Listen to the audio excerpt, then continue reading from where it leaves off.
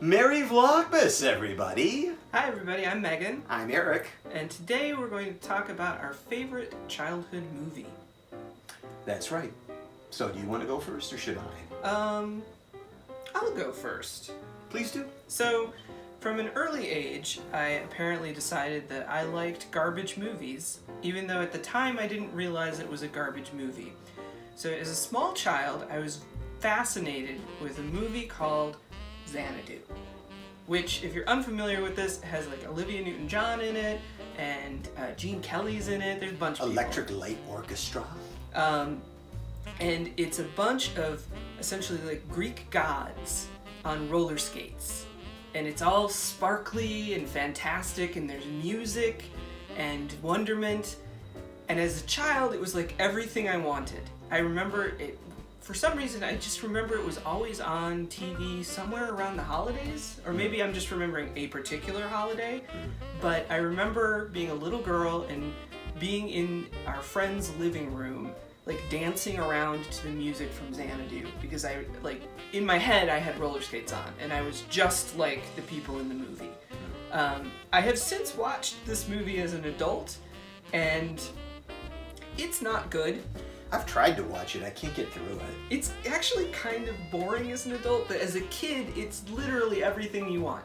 It's sparkles and magic, and there's a love story, and did I mention that there's roller skates? Because there's roller skates, and I don't know, I thought it was great.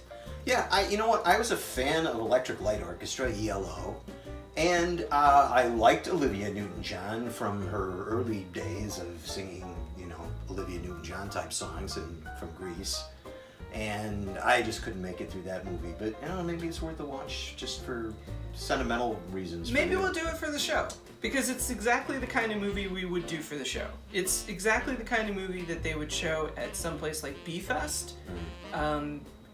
I don't think it did particularly well at the box office, but I could be wrong. The Broadway show did well. Well, of course. I mean, I heard from people that saw the movie that the Broadway show was way better than the movie, blah, blah, blah. I haven't seen the Broadway show. It's sort of meant to be a Broadway show, I think, but... Yeah, roller skates, sparkles, all that kind of stuff. That and Starlight Express, which was another favorite of mine as a child. Roller skates and sparkles. Which was roller skates and sparkles and people pretending to be trains.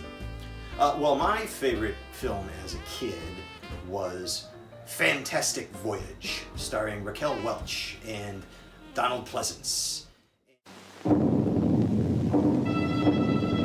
You are listening to the sound of a completely new screen experience, a startling new kind of excitement.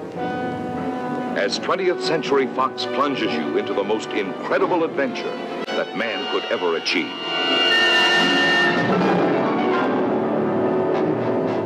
And I saw it on TV on my parents' old, like, Zenith color console, whatever, in the living room at their house in Buffalo Grove when I was just a wee little boy. And I was transfixed. It was amazing. They miniaturized this submarine and it went down this injection needle into some guy's neck, and it went, there was a bloodstream, and there were the red corpuscles and the white corpuscles and an IVF, it was an AVF, an arteriovenous fistula, and then they ran out of air on the ship and had to go to the lungs and had to use a special miniaturizer machine to miniaturize the air from the lungs because the molecules of air were too big for the little people to... This is like prime stuff for a young Eric. It blew my mind. It blew my mind. And it had Raquel Welch, and I was of that I Dream of Jeannie age where I was having like feelings. Eric had a big thing for Barbara Eden. I still do. But and Raquel Welch, and there's a scene where Raquel Welch is in a form-fitting tight diving suit, and they're swimming in the plasma or something, and all of a sudden they're recognized by antibodies, and they start swarming her and collecting all over her body in different ways. And that was a big moment for you? Well, then they pulled her inside the sub, and they were all ripping all these antibodies off of her body, and it was very exciting to me. But the main thing was I really liked... A little kid, loved science fiction and loved science and stuff, and I found a copy of that book at the library of Isaac Asimov's book, Fantastic Voyage, and I don't know, I had to be like 7 maybe or 8 years old. It was the first grown-up book that I read. And truth be known, it is probably the main thing that drove me to a career in medicine, because it was so influential on me as a child. That's funny, because one of the reasons that I liked Xanadu as much as I did as a kid is because I was like super heavily into Greek mythology. I loved it. I had a book, an illustrated book, which actually is over on the bookshelf just right over there, that I still have, that was all of the Greek myths, and I wanted to read that thing over and over again. That was more fascinating to me than anything else. And so perhaps that is another reason why that movie was important and like a favorite of mine. And I also love the Hammer horror movies about Dracula. Those were great. Well, okay. And the Vincent Price movies. Those are like, I'd have to choose. That was the pool I had to choose from. But Fantastic Voyage rose to the top. Yeah. Well, there you go. So that's a little bit more about us. And if you're following along, we're doing a giveaway on December 24th.